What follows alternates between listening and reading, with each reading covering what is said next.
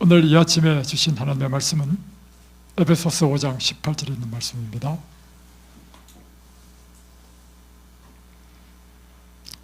에베소서 5장 18절, 술 취하지 말라. 이는 방탕한 것이니 오직 성령으로 충만함을 받으라. 우리가 지금 살고 있는 이때는 정말 지구 역사의 종말이 가까이 오는 마지막 때에 살고 있습니다. 특별히 전 세계적으로 마치 전 세계가 요동치는 것 같습니다. 첫째 전쟁으로 이곳저곳에서 나라와 나라들이 싸우고 있고, 또한 총칼의 싸움이 없으면 이제는 총칼이 아닌 이 무역으로 또 싸움을 싸우고 있는 것이 현재 전 세계의 모습입니다. 무엇보다도 이 미국과 중국은 세계 패권을 차지하기 위하여 정말 아주 치열한 싸움을 싸우고 있습니다. 전 세계 사람들이 지금 월요일, 그러니까 오늘인데 미국 시간으로는 이제 내일 같아요. 트럼프 대통령의 취임식에 전 세계 사람들의 이목이 집중되고 있습니다. 그 이유는 연상으로 이 미국이 세계 역사의 마지막을 이끌어갈 것이고, 그 가운데 미국의 대통령은 굉장히 중요한 일을 할 것이기 때문입니다. 그뿐만 아니라 요즘 한국도 참 정말 불안하기 짝이 없는 지금 정세를 갖고 있습니다. 대통령이 탄핵되고 행정부의 장관들은 다 이 탄핵이 돼가지고 정부가 지금 운영이 안 되는 상태. 또 입법부는 입법부대로, 사법부는 사법부대로 정의가 무너진 이 시대. 그래서 전 국민들이 양쪽으로 쪼개져 가지고 싸우고 있는 이 모습은 우리를 하여금 심히 불안하게 만드는 그런 시대에 우리가 살고 있습니다. 우리는 정말로 이 세상을 바라볼 때 마지막 때에 살고 있다는 것입니다. 그리고 예수님께서 특별히 세상의 마지막 때에 징조로서 주신 징조가 있습니다. 그 징조가 오늘날 전 세계에서 다 일어나고 있습니다.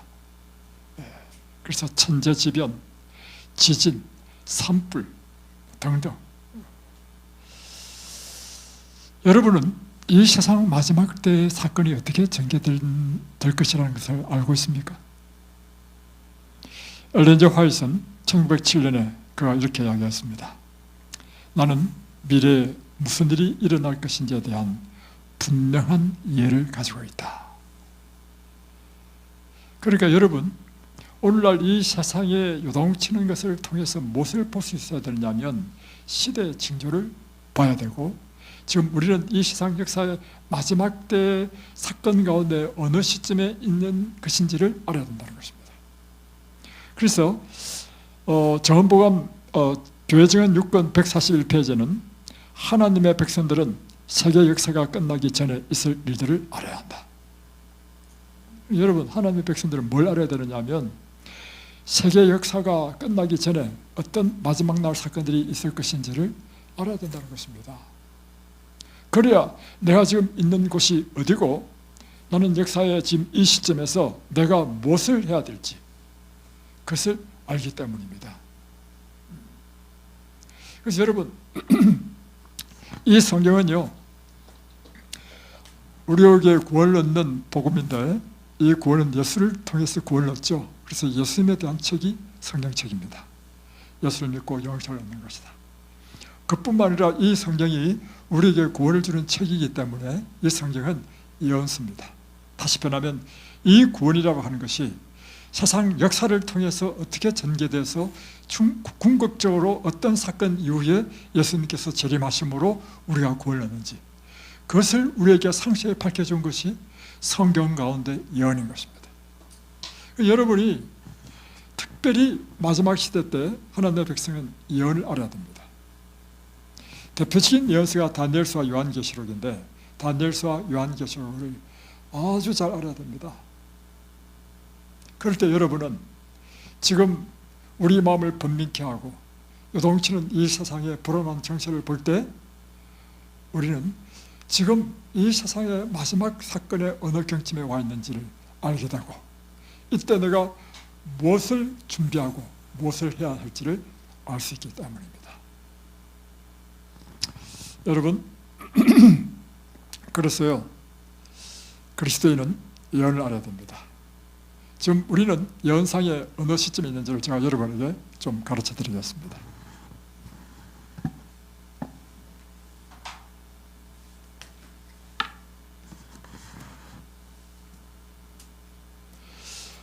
성경이 우리에게 주는 놀라운 계시는 이것입니다. 세상은 그 시작이 있고 이 세상에 끝이 있다는 것을 우리에게 가르쳐 주는 것이 성경입니다. 이 성경은 분명히 무엇을 가르쳐 주냐면 이 세상의 역사는 계속해서 이렇게 흘러가는 것이 아니고 반드시 종말이 있다 하는 것입니다.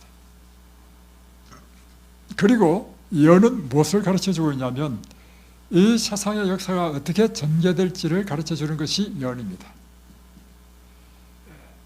그래서 그 예언들이 다니엘서와 요한계시록입니다. 그런데 놀라운 사실은 다니엘과 요한계시록의 모든 예언들이 정확하게 역사를 통해서 성취되어 왔다는 것입니다. 여러분이 만약에 다니엘서와 요한계시록을 알지 못하면요, 여러분 반드시 배우셔야 됩니다. 이 예언에 보면 세상의 마지막 때라는 것이 나옵니다. 성경에 보면 세상의 마지막 때, 이때부터 이 세상의 마지막 때입니다. 이 마지막 때는 성경 예언상 1260일이 지난 곧 1798년부터 세상의 마지막 때라는 것입니다.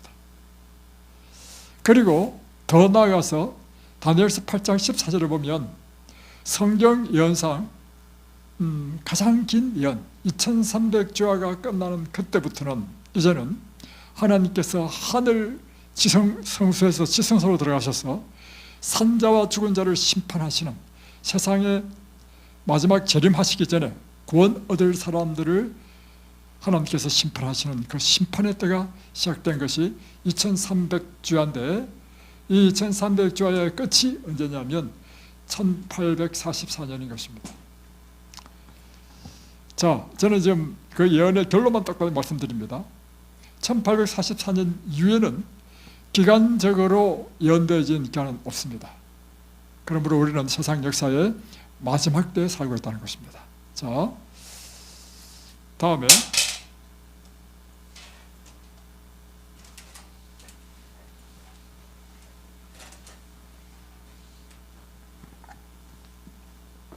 그러면 1798년 이때부터 마지막 때고 성경 예언상 1888년부터 1844년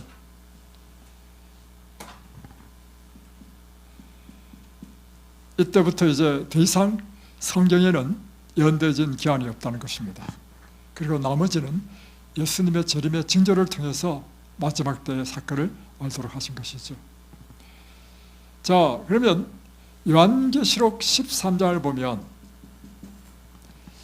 모든 사람들에게 짐승의 표를 강요할 때가 온다는 것입니다.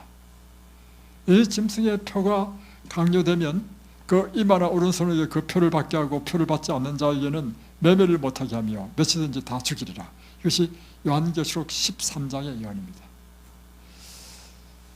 이 짐승의 표가 바로 국가적인 일을 법령이 공표되는 때가 짐승의 표가 강요되는 때라는 것입니다. 이 일월 협령은 어디에서 일어나야 되느냐면 미국에서 일어나야 됩니다. 미국에서 일어나서 전 세계적으로 이 일월 휴업령이 이제 반포되는 그때가 세상의 정말 마지막 때라는 것이 요한계시록 13장에서 볼 수 있는데, 자, 그 다음에 일어날 일이 무엇이냐면 이때부터 이제 환란이 시작됩니다. 환란이 시작되고, 다음에 하나님의 백성에게 인치는 사업이 시작되고, 또 참 하나님의 백성과 거짓 하나님의 백성을 구별하는 흔들림이 시작되는 때가 1월 법령이 제정된 때로부터 시작된다는 것입니다. 그리고 이제 늦은 비에 성령의 역사가 일어나서 힘있게 마지막 구원받아야 될 백성들을 모으는 작업이 일어난다는 것입니다. 그래서 하나님의 종들이 영원한 복음을 선포함으로 마지막 구원 얻어야 될 영혼들을 모으는, 추수하는 일이 바로 이 늦은 비 성령으로 인해서 일어난다는 것입니다. 이럴 때 이제 이 일이, 인치는 사업과 온 세상에 복음이 전파되는 사업이 끝나게 되면 이때는 이제 은혜의 시기가 끝입니다. 이제 은혜의 시기가 끝나면 이제는 구원 얻을 사람과 구원 얻지 못할 사람이 결정된다는 것입니다. 그리고 이때부터 7재앙이 시작됩니다. 그리고 7재앙이 끝나면 바로 예수님께서 재림하신다는 것입니다. 이것이 우리가 명확하게 파악하고 있어야 될 마지막 시대의 사건들입니다. 여기서 우리는 지금 어느 시점에 와 있는가? 아직 짐승의 표가 강요되기 전이죠. 1월 법령이 내리기 전이죠. 우리는 이 시점에 있는 것입니다. 자, 이 시점에 있는 우리가 지금 준비해야 될 것이 무엇인가? 그러니까 지금 이 시점으로 가기 위해서 지금 왜 1월 법령이 내리냐면요, 온 세상이 혼란이 일어나고 엄청난 격동이 일어나기 때문에 하나님의 도우심을 받기 위하여 1월 법령을 전 세계적으로 내리게 되는 것입니다. 그래서 지금 우리 이 시대가 지금 이렇게 격동하고 있잖아요. 그리고 이때 우리가 해야 될 일이 무엇인가? 그것은 이제 이것이 이제 인치는 사업으로 연결되고 흔들림이 일어나고 늦음이 성령으로 일어나고 환란이 일어나기 때문에 하나님의 백성은 확고하게 준비되어야 될 때가 바로 이 시점이라는 것입니다. 지금 우리가 해야 될 최고의 준비는 무엇인가? 역사의 마지막 때 닥쳐올 환란을 준비하고 마지막 복음을 전하는 이 사명을 완수하는 일을 해야 되는 것입니다. 그래서 그저 그냥 밋밋한 신앙으로 되는 것이 아니라 심령의 뜨거운 영적 최신, 그리고 성령의 권능이 오늘 우리에게 필요하고 성령의 충만함을 구해야 되는 것이 오늘 이 시대에 우리들의 필요인 것입니다. 그래서 여러분, 우리 인생을 살 때요, 목표가 분명해야 됩니다. 내가 지금 어디를 향해서 가고 있는지를 알아야 됩니다. 배의 방향의 키가 분명히 딱 잡아야 됩니다. 그렇지 않는 것은요, 방황하는 삶입니다. 그죠? 떠다니는, 그냥 시대에 따라서 이리 갔다 저리 갔다 떠다니는 이런 것은요, 목적지에 못 이릅니다. 우리는 분명히 지금 내가 어떤 상태에 있고 내가 가야 될 목표가 무엇이고, 그러므로 내 인생의 방향타를 어디를 향해 해야 될지를 분명히 딱 정해야 됩니다. 자, 그래서 우리는 어떤 사람이 되어야 되는가? 성령 충만한 사람이 되어야 된다는 것입니다. 자,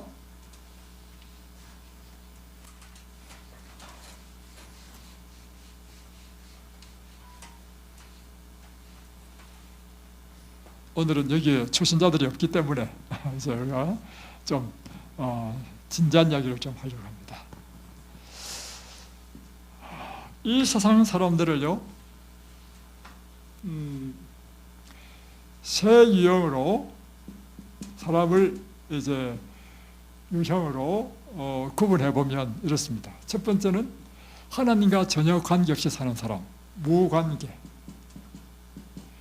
이것을 성경에서는 자연인이라 합니다. 두 번째는 하나님과 밀접한 관계에 있는 영적인 그리스도인이 있고요. 세 번째는 교회는 다니는데 하나님과의 관계가 이게 확실하지 못해. 한 다리는 세상에 걸치고 한 다리는 교회에 걸치고 있는 사람. 그리고 언제나 그 삿발뜨기, 한 눈은 세상을 바라보고 있고 한 눈은 하늘을 바라보는 그런 삿발뜨기 같은 신앙인을 뭐라고 표현하면 육적인 그리스도인. 이 세상은 이 세 가지 부류의 사람으로 나눌 수 있습니다. 먼저 무관계인, 자연인은 하나님과 전혀 관계 없으니까 우리는 논외로 하고 영적인 그리스도인과 육적인 그리스도인을 한번 살펴보고자 합니다.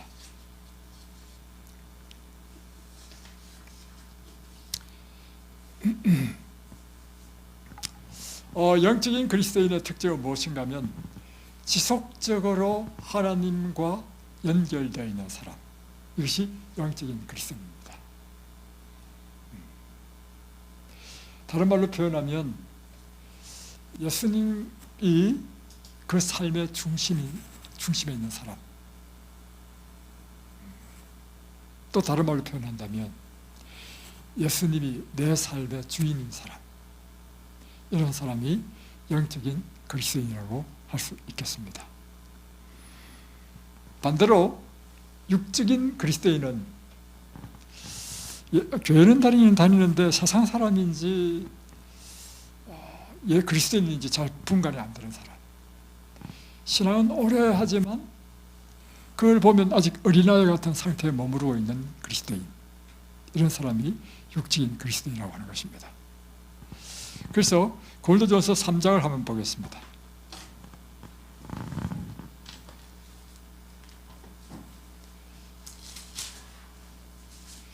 고린도전서 3장 우리 1절로 4절에 있는 모습 한번 보겠습니다. 형제들아, 내가 신령한 자들을 대함과 같이 너에게 말할 수 없어서 육신에 속한 자, 곧 그리스도 안에서 어린 아이들을 대함과 같이 하노라. 그러니까 어떻게 표현하면 육신에 속한 그리스도인이라고 표현했습니다. 그리고 어린아이를 어린아이와 같은 신앙인이라고 표현했습니다. 내가 너희를 저주로 먹이고 밥으로 아니하였노니 이는 너희가 감당하지 못하였음이거니와 지금도 못하리라. 그러니까 이 사람들은 딱딱한 음식은 못 씹어. 그러니까 항상 젖을줘야 되는 사람, 이런 사람이 육적인 그리스도인 것입니다. 3절, 너희는 아직도 육신에 속한 자로다. 너희 가운데 시기와 분쟁이 있으니 어찌 육신에 속하여 사람들을 따라 행함이 아니리요. 예수를 믿는데 이 세상 사람 똑같이 시기하고 싸우고 욕심내고 이런 모습을 보인다는 것입니다. 이런 사람이 다 육에 속한 그리스도인이다.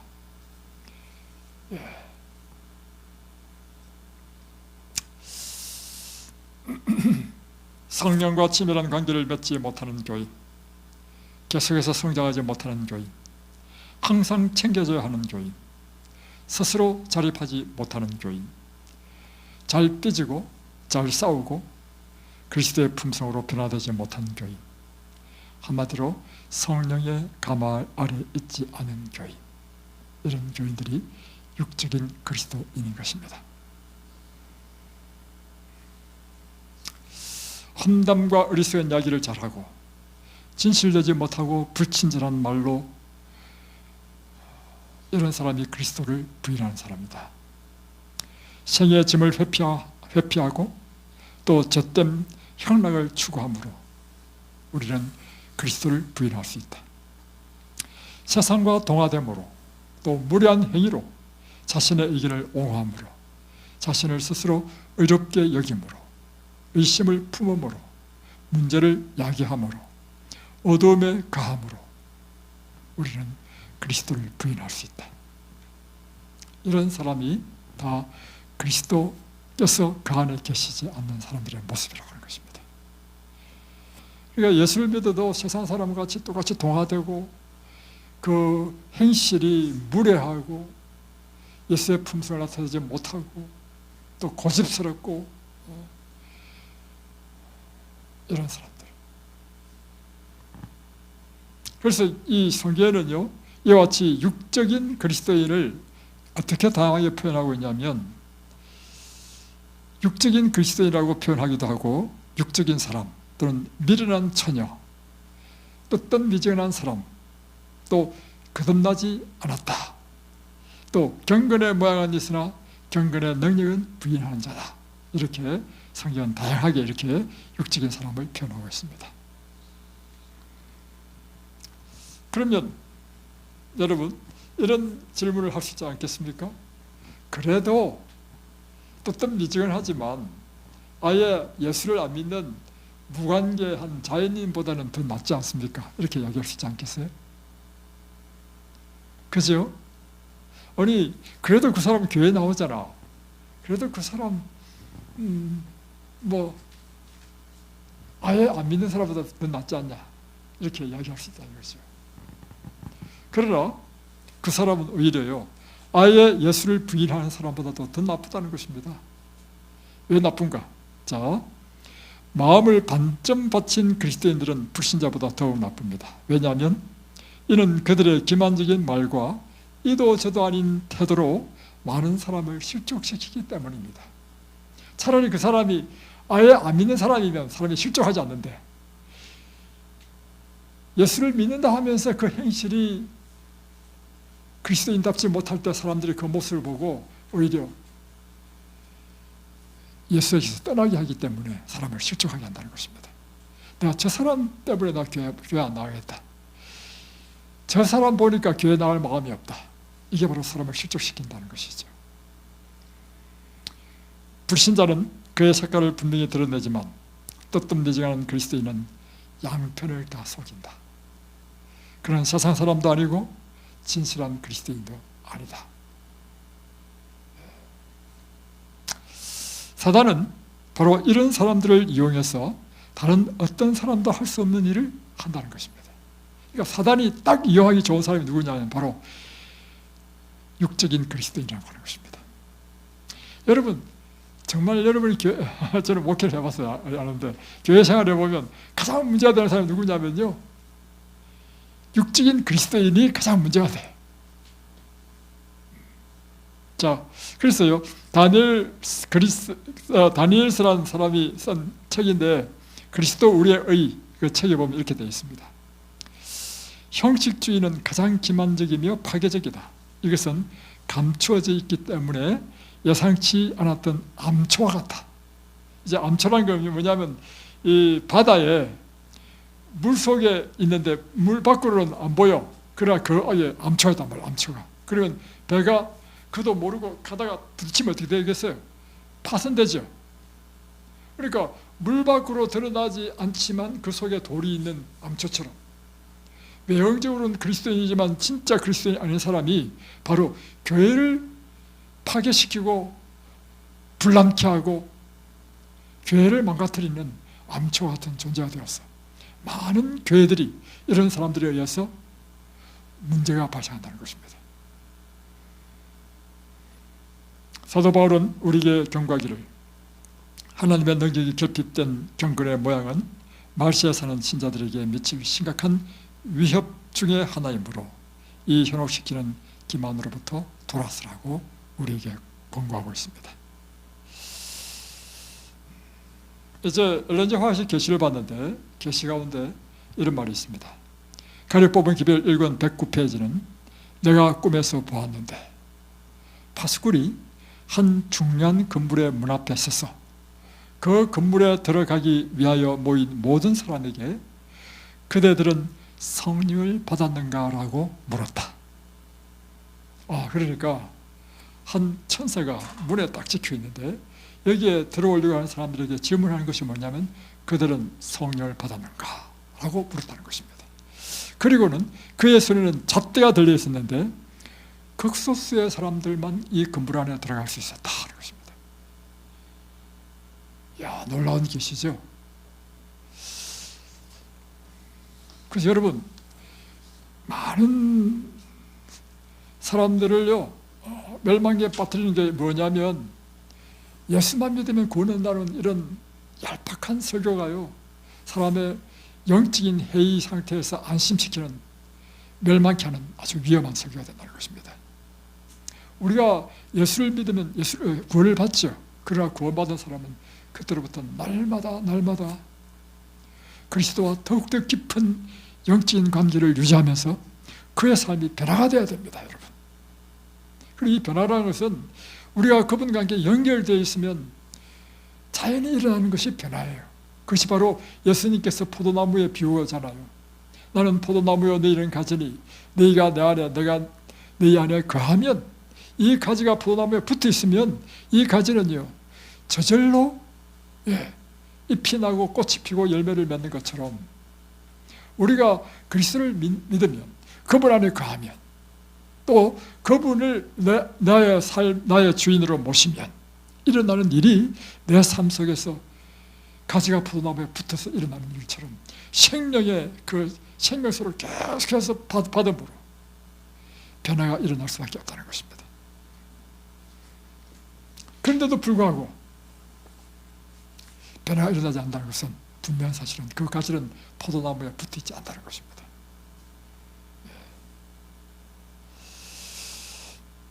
다음에 선교봉사 41페이지는 이렇게 되어 있습니다. 이것은 교회를 향한 나의 엄숙한 선언이다. 교회 명부에 기록된 교인들의 20명 중 단 한 명이라도 세상에서 그들의 종말을 맞이할 준비를 갖추지 못하였다. 하나님도 소망도 없이 살고 있는 이들의 형편은 세상 죄인과 다를 바 없다. 그러니까 마지막 때 이 교회 상태를 지금 계시 가운데 보았는데, 마지막 때 교회 상태가 어떤가? 교회 명부에 사람들이 많이 기록되어 있지만 20명 중에 단 한 명도 이 종말을 위하여 준비하고 예비된 사람이 없다는 것입니다.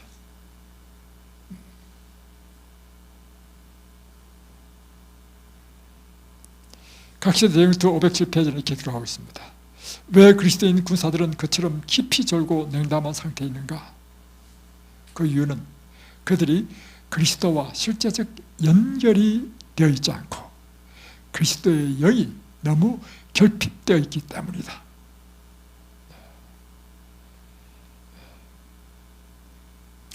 여러분, 그래서 우리는요 확실한 우리의 태도를 나타내야 됩니다. 우리가 예수를 믿기로 했다면 확실하게 그분 안에 거해야 됩니다. 그리고 그분을 나의 확실한 내 삶의 주인으로 모셔야 됩니다.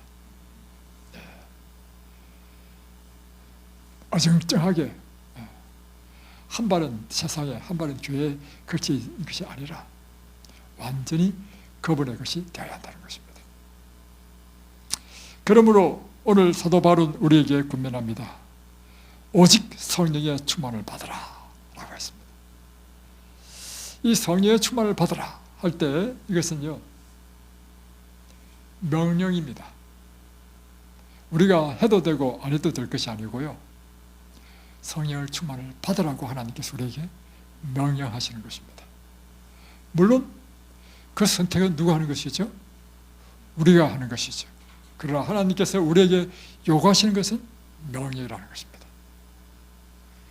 두 번째는 여기에 사용된 동사 성령의 충만을 받으라 하는 것은요, 이 헬라 말에는 그 단어가 단수인지 복수인지가 나타나 있습니다. 그런데 이 받으라는 것은 복수형의 단어를 사용했다는 것입니다. 그리고 이것은 무엇을 의미하냐면 몇몇 신자들만 누리는 것이 아니고 모든 그리스도인들은 다 성령의 충만을 받아야 한다는 것입니다. 이 명령은 시대와 장소를 막론하고 예외 없이 모든 신자들에게 동일하게 적용된다는 것입니다. 그래서 모든 그리스도인들은, 그가 하나님을 믿는 그리스도인이라면 모든 그리스도인들은 다 성령의 충만함을 받아야 한다는 것입니다. 세 번째는 이것입니다. 이 동사가 수동형으로 되어 있다는 것입니다. 다시 표현하면 이 헬라 말에는 이게 능동형인지 수동형인지를 나타내는데 수동형으로 되어 있다는 것입니다. 근데 이것은 다시 표현하면 성령께서 우리에게 직접 그 충만함을 주셔야만이 우리가 성령의 충만을 받는다는 것입니다. 무슨 말인지 아시겠죠? 예. 그래서 성령께서 우리에게 그러니까 우리가 잘못 생각하면 안 됩니다. 성령의 충만함을 받으라니까 내가 마치 성령을 좌지우지할 수 있는 것처럼 생각하면 안 됩니다. 성령은 하나님이십니다. 그래서 전적으로 그분이 우리에게 임하셔야만이 우리가 성령의 충만함을 받을 수 있는 것이죠. 그렇다면 우리가 성령의 충만함을 받을 수 있는 비결은 무엇인가 하면 그분이 나에게 충만하게 임재할 수 있는 환경을 만들어주는 것은 우리가 할 일이라고 하는 것입니다. 자, 다음에 이 명령은 현재 진행령이라고 하는 것입니다. 이 현재 진행령은 어떤 의미냐면 딱 한 번만 일어나는 것이 아니고 과거에서부터 현재 미래에 이르기까지 계속해서 받고 또 받고 해서 계속해서 받아야 된다는 것을 의미하는 것입니다. 그러니까 계속적으로 반복되는 것, 이것이 현재 명령형인데 성령의 충만함을 받는 것은 계속해서 우리가 매일 반복해야 될 것이 뭐냐면 성령의 충만함을 받는 것이다. 이것은 한 번에 그치는 것이 아니고 반복적으로 계속되는 경험해야 된다는 것입니다. 그래서 성령의 충만함을 받으라는 이 말씀은 지속적이고 반복하여 새롭게 계속해서 성령의 충만함을 받아야 된다. 다시 한 번 더요. 지속적으로 반복하여 새롭게 계속하여 우리는 성령의 충만함을 받아야 한다는 것입니다. 오늘 이 교회가 필요한 것은 성령의 침례이고 교회를 이루고 있는 우리 한 사람 한 사람에게 가장 필요한 것은 성령의 침례가 필요하다는 것입니다. 침례란 의미는 무엇인가? 우리 이현영 씨가 아직도 이제 습관을 못 부려가지고 말을 하면 성령의 세례라고 하는데 세례와 침례는 완전히 다릅니다. 세례라는 의미는 물을 뿌린다는 거예요. 성령을 물 뿌림 받는 이런 도가 아니고요. 침례는 물속에 완전히 확 잠기는 것입니다. 성령의 침례를 받으라는 것은 물 몇 방울 받는 것이 아니라 그 성령에 완전히 잠겨가지고 성령의 사람이다라고 하는 것입니다. 다시 표현하면 성령의 영향권 안에 전적으로 몰입하는 것을 말하는 것입니다. 우리가 성령으로 가득 채워지는 것을 말하는 것입니다. 이것은 단 한 번에 끝날 경험이 아니고 지속적으로 되풀이하여 우리에 일어나야 될 경험인 것입니다. 자, 그러면 어떻게 하면 지속적이고 반복하여 새롭게 계속하여 이 성령의 침례를 받을 수 있는가? 사실 제가 이 문제로 인해서요, 제가 새벽마다 기도했습니다. 그때가 2020년도였습니다. 이 성령의 충만함을 받고 이 지속적으로 반복하여 새롭게 성령을 받는 비결이 무엇인가? 그리고 그 답을요, 이 선지자의 글에서 발견했습니다. 뭐냐면 시대서만 523페이지는 이렇게 기록되어 있습니다. 자전하여 그리스도의 동력자가 되고 주여 나의 모든 소유와 나의 전 존재가 당신의 것입니다 라고 고백할 수 있는 사람만이 하나님의 아들과 딸로 인정받을 것이다. 다시 말하면 나의 모든 소유와 나의 모든 존재를 그분 앞에 다 드릴 때, 그래야 우리가 그분의 동력자가 될 때, 다른 말로 표현하면 전적으로 그분께 우리를 굴복시킬 때, 그때 하나님께서는 우리를 완전히 당신의 소유로, 그의 아들과 딸로 인정받는다는 의미는 뭐냐면 성령께서 우리를 완전히 소유하셔서 성령의 완전한 충만함을 받게 된다는 것입니다.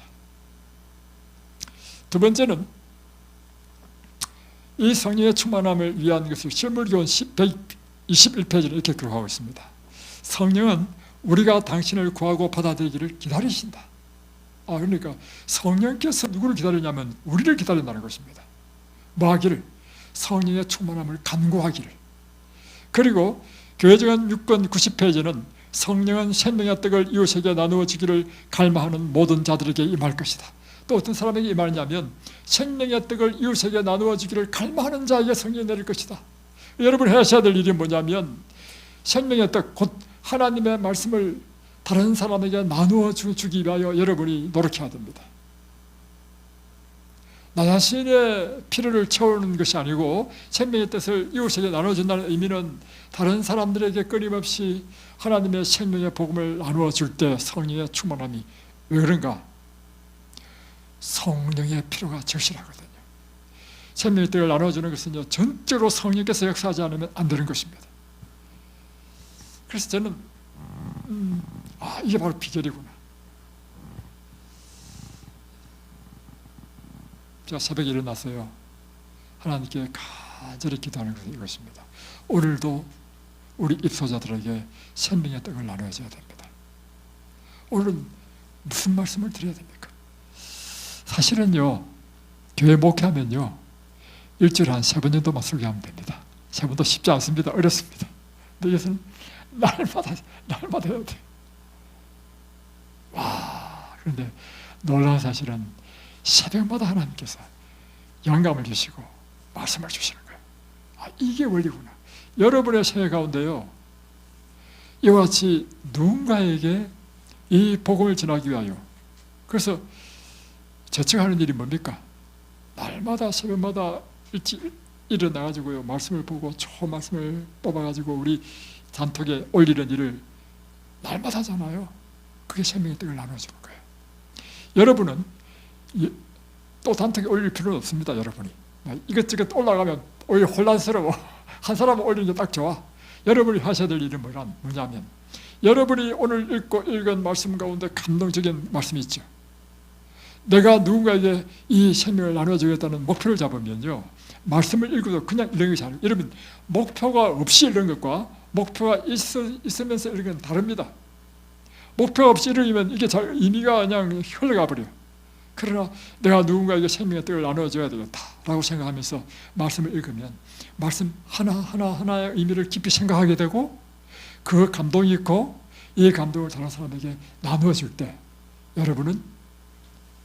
여러분에게 성령의 충만함이 임하신다는 것입니다. 또 사도행전 50페이지에 보면 모든 교육자들은 매일 성령의 침례를 위하여 하나님께 탄원하여야 한다. 자, 제가 사실은 어떤 경험을 했냐면 이런 경험을 했습니다. 2016년인데 물론 교회에서 이제 열심히 이제 방문 가고 또 예배를 인도하고 하기 위해서도 하지만, 이제 우리가 이제 건강 세미나를 이제 열었는데 그 건강 세미나를 이제 수동 에덴 요양병을 빌려서 별관을 빌려가지고 이제 했단 말이에요. 그럴 때 이제 새벽에 말씀을 제가 하고, 다음에 오전과 오후의 건강 기별은 미국에서 초청한 강사님에게 하라 했습니다.